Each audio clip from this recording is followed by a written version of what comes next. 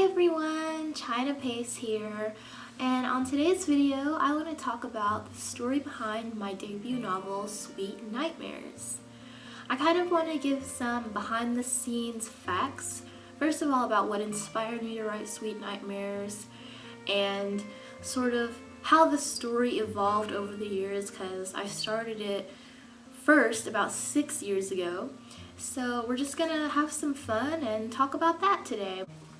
So this is Sweet Nightmares, my debut novel, which I self-published, and it's a YA urban paranormal fantasy about a girl who moves in with her grandmother in New Britain, Connecticut, and discovers that there's more to herself and her family than she ever imagined. In fact, she's part of a long line of nightmare hunters, and she herself is at the center of an ancient prophecy.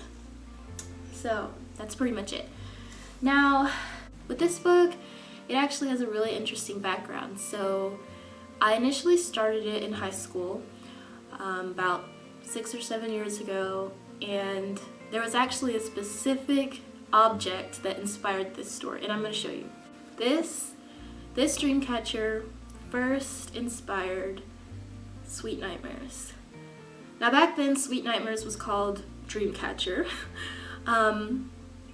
So the story behind this is that I went on a trip with my family to Savannah, Georgia, and we went to this cool place where they were selling these homemade dream catchers, and I've always thought dream catchers were cool, but this one really stood out to me because you usually see dream catchers that have tons of color, bright feathers and beads, and this one with its black and gray and silver just really stood out to me. I thought it was mysterious and really pretty.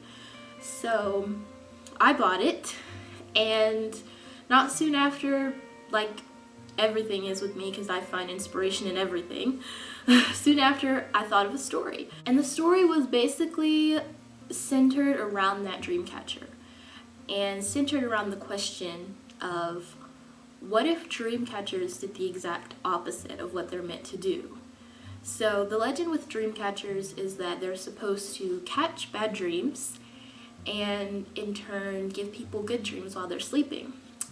And my little fantastical horror type brain was like, but what if instead of that, dream catchers caught the good dreams and gave the sleeping people nightmares?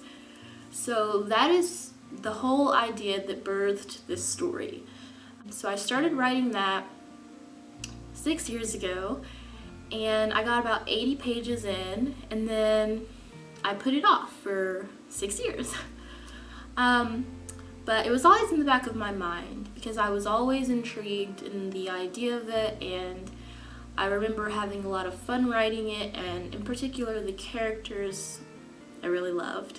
So last year, around August, I had just finished writing another book, and that book was, I wanted to give it to agents. Like, I was going to go the traditional publishing route initially, so that other book was like, I don't even know how to describe it. It was like a YA, like supernatural mystery / thriller / dark contemporary. It was all kinds of stuff. It probably would have never done well in traditional publishing.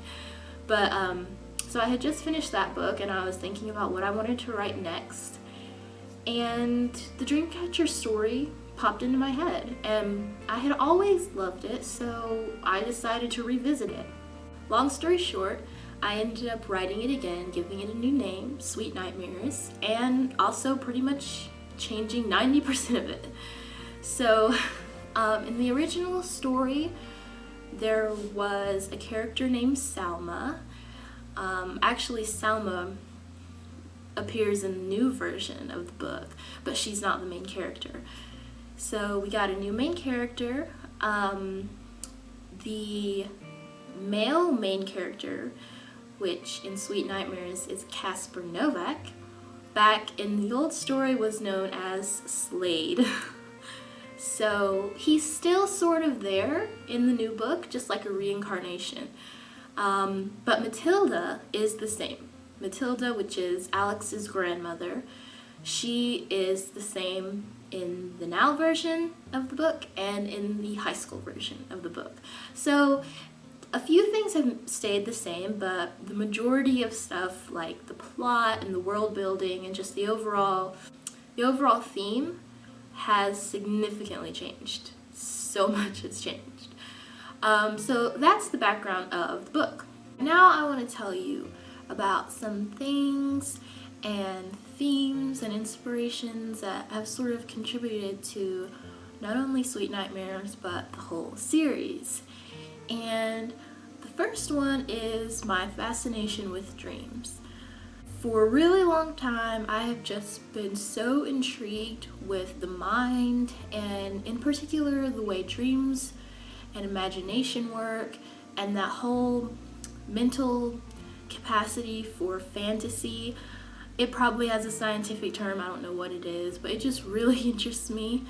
And so my favorite things to write about usually involve dreams or some sort of element of dreaminess. And it just so happens that the Dream World Chronicles are all about dreams.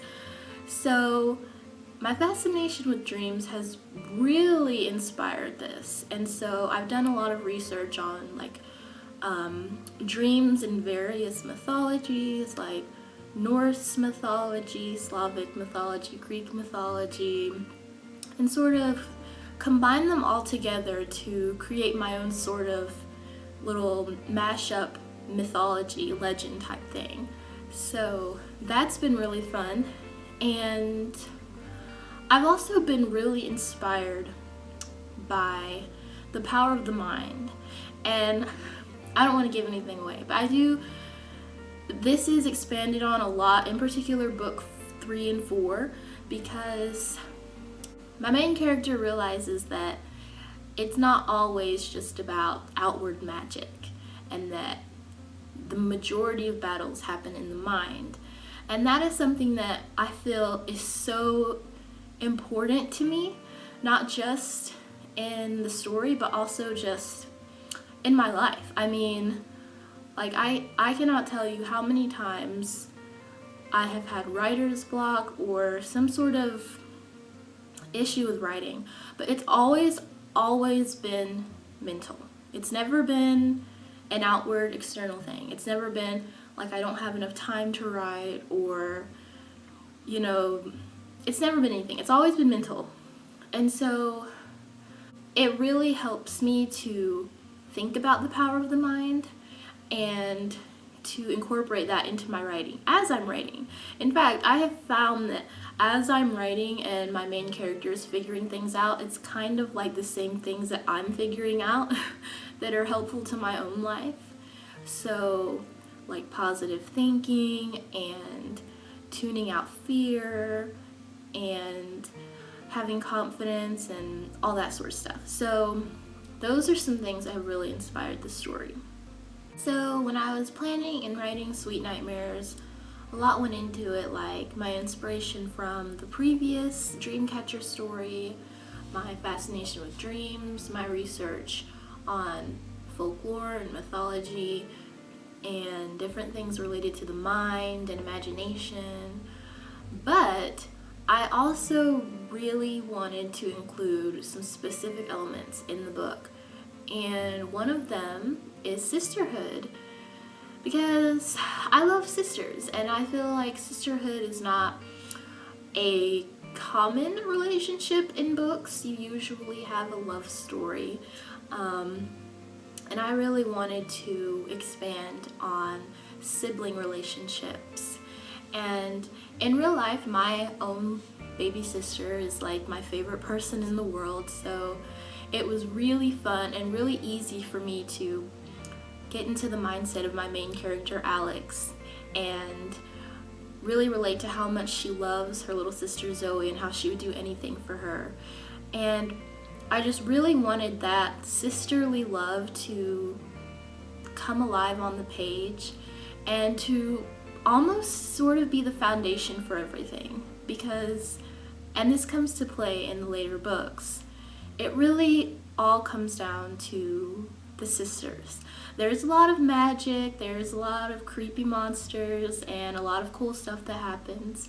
But Alex and Zoe, their sisterhood, and their love for each other, it's like the foundation of it all. And so that was really important to me to include, and I love it. It's one of my favorite things about Sweet Nightmares. So there you have it for my little behind the scenes into Sweet Nightmares, where I got the idea from, how I was inspired, and what sort of elements I wanted to include while writing it. I hope you enjoyed this video, and I hope that you'll enjoy Sweet Nightmares if you read it. It's on Amazon and pretty much everywhere else, Apple Books, Kobo, wherever else you like to read your books. So thank you so much for watching. I'm China Pace, and I'll see you on the next video. Bye!